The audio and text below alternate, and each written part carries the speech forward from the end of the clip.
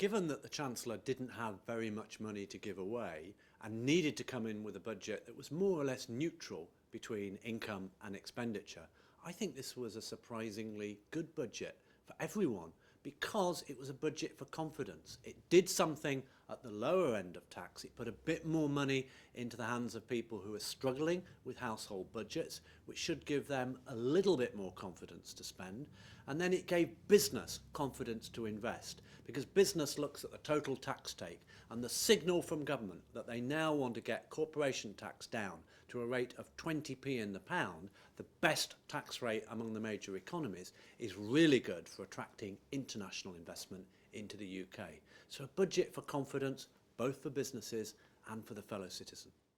I think the standout announcement beyond the cutting corporation tax for business leaders, for entrepreneurs, for people who invest in creating wealth and jobs, was the reduction in a year's time of the 50p tax rate to 45p. Let's be clear here. The CBI believes that business and high wealth individuals should carry their fair share of the burden on tax. The broadest shoulders should bear the biggest weight. But the problem with the 50p tax rate is it wasn't raising very much money.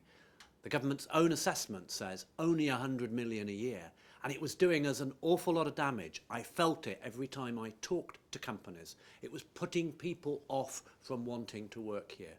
And the fact that the Chancellor's found ways of increasing tax on high wealth individuals by fivefold what he's reduced through bringing the tax rate in a year's time down to 45p shows there's no let-off here on high-rate taxpayers. There's just a more sensible approach. Instead of taxing aspiration, which is what the 50p rate was doing, he's now taxing tax avoidance, which is what the hit on property tax is doing.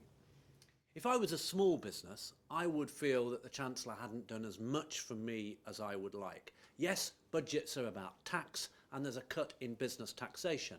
But for small businesses, they want more relief on regulation, on the burden that holds them back from taking on staff, from doing more investment.